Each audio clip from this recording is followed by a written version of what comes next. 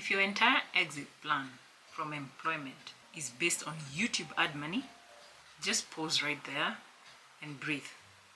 Because I'm about to save you from a loud, very public financial embarrassment. So yeah, let's talk real numbers. Not influencer math, not your cousin's math, real math. Hi, I'm Miss Mithafi. I make videos about personal finance, money, survival, and building something solid when life keeps throwing bills at you. If any of my videos give you value, a strategy, or even one good idea, consider buying me a coffee. It helps keep this channel alive and the work going. Link below or scan the QR on your screen. Now, let's ruin a few fantasies.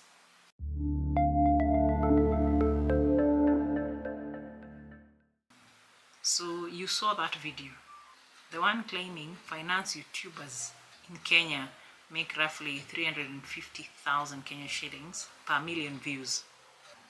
And suddenly, you're sitting there, pen in hand, resignation letter half-typed, practicing, nasikia tu in the mirror. I'm about to ruin that entire escape plan. Let's start with what YouTube actually pays in Kenya. Not influencers quoting what other influencers say. Not what your cousin's friend, who's a barber, overheard. I'm talking about real math. The global average RPM is $1 to $3. Kenya, closer to $1. Sometimes less. Sometimes offensively less. That's to say, that's about 125 shillings per 1,000 views. So 1 million views, that's 125,000 Kenya shillings. Not that 350k you guys heard about. Not 500,000, 125k. Okay? That's not a salary. That's a polite month before deductions and before life remembers that you exist. And then comes rent and SHA and groceries and transport or fuel and black tax and that one emergency that shows up every single month like it's on a payroll. So yeah, AdSense alone, that dream is very fragile. But you'll hear people out there saying, but Mutembei TV quit his job. Yes, he did. I won't deny that. And now he employs 7 people. So the big question is how? Did he find a secret CPM hack? Could he be cousins with the YouTube CEO, Neil Mohan? And we don't know. Or maybe he sacrificed something expensive. No, he didn't do all that. He figured out something most quit your job gurus avoid saying. And this is that YouTube is not the salary. YouTube is the business card. Look at someone like Abel Mutua. 14 staff. Okay, maybe he has more. I don't know. Paid by YouTube? Small. Paid by Safaricom, DSTV, KCB, brands? Now we're talking about massive. Okay? Because brands don't pay for views. They pay for attention and trust. And in 2026, moving forward, the numbers are brutal.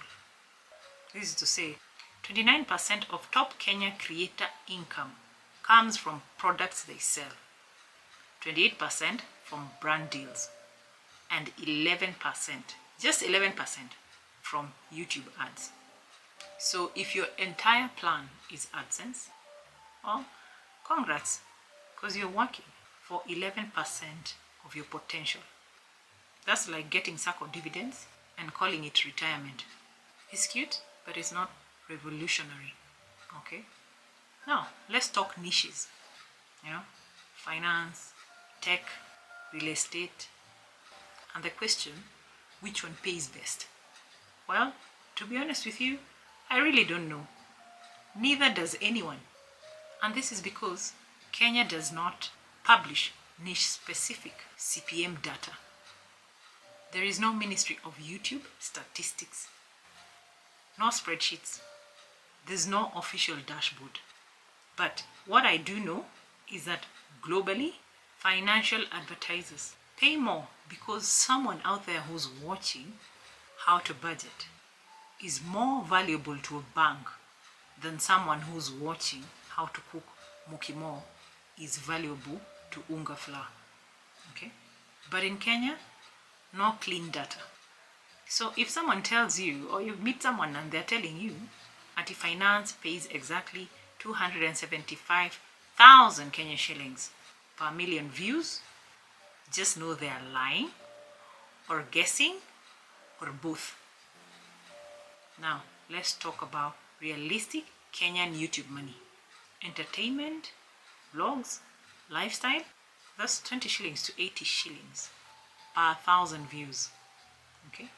General content or commentary, that's 50 shillings to 150 shillings per 1,000 views.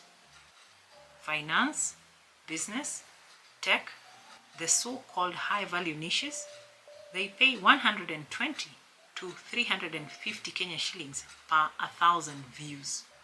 And that's on a very good day. So that's to say, if we're doing math, 1 million views in Kenya usually pays, in entertainment, 20,000 Kenya shillings to 80,000 Kenya shillings. General content, between 50,000 shillings and 150,000 Kenya shillings. And as for the high value niches, you can get between 120,000 shillings to 300,000 Kenya shillings. And that upper range only happens when your audience is global, not just Kenyan. Okay? Your content pulls US and UK viewers, your CPM spikes seasonally, and advertisers are fighting for eyeballs. Not the kawaida Kenyan traffic. If you rely on that, hey, it will take you forever. Okay? The everyday Kenyan traffic doesn't bring much money. So if someone says 1 million views in Kenya equals 300,000 Kenya shillings guaranteed, that's creative writing. Okay? Politer level.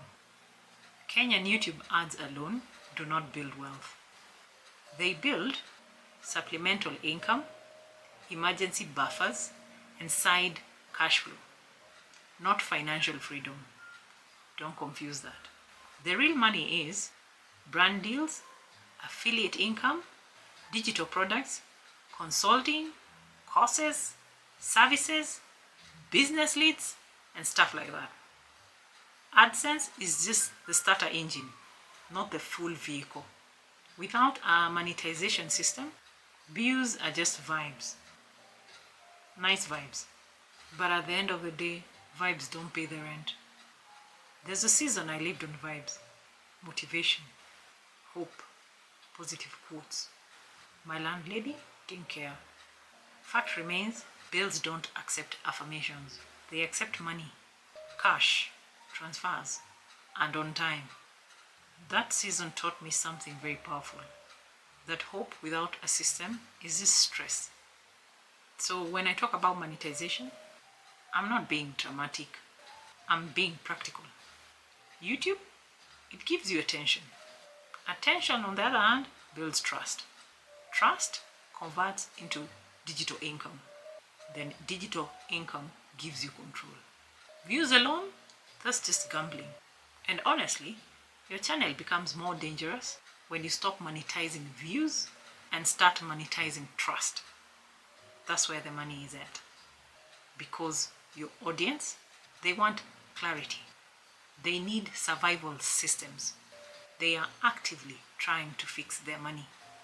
That means 10,000 or even 50,000 consistent views in finance can outperform 500,000 entertainment views financially. You can't compare. And that right there is leverage. So, can YouTube replace employment?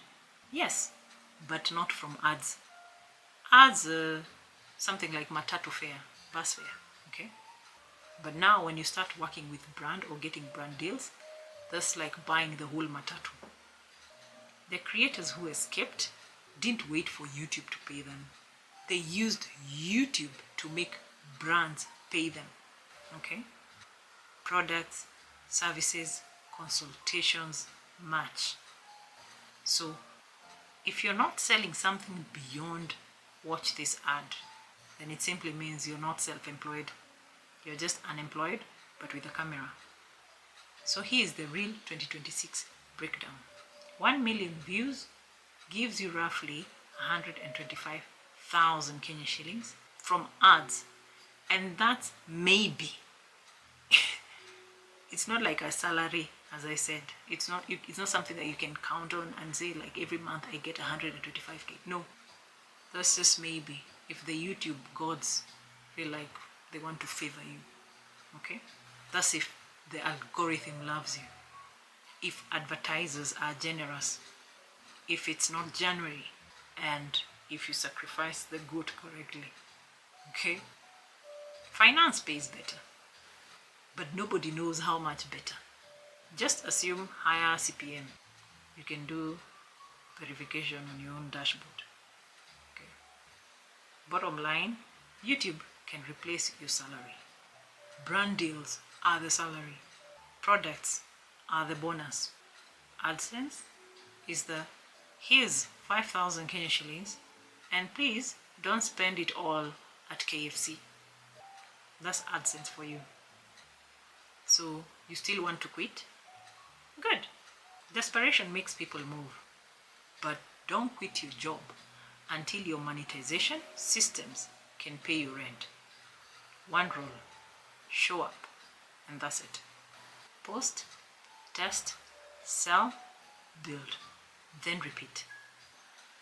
And before someone drops I show speed into the comments, yes, massive audience, US-based ad inventory, global brand pool, completely different economy, different advertisers, and different payouts. That comparison right there is like comparing Nairobi rent to New York rent and acting shocked. So, context matters. So real Kenyan YouTube money, not fantasies. Entertainment channels, yes, they'll blow up faster. But when it comes to monetizing, they monetize slower. Finance, business, tech, they grow slower, but they monetize deeper. So that's to say, even small audiences can build serious income if trust is high. That's the only reason why this niche is powerful. Not because of ads, because of buying intent. The real escape is not in YouTube views. It's owning monetization systems. YouTube to attention. Attention to trust. Trust to income, and income to control. That's the game. Let me leave you with this. If you're serious about building sustainable income, not internet clout, then it means you have to start with two things. Build your email list using Kit. The affiliate link is below. And fix your money foundation using the Muithathi method. Pay it off or stay broke. So that when money starts coming in, it actually stays. Because what's the point of making more if you're still bleeding cash? Exactly. And if you're seeing someone claiming exact Kenyan CPMs per niche, send them this video. Or better yet, don't. Let them learn the hard way. It makes the rest of us look smarter. Subscribe, share, and remember, views are loud, but systems are rich. I'm Miss Muithathi, and see you in the next one.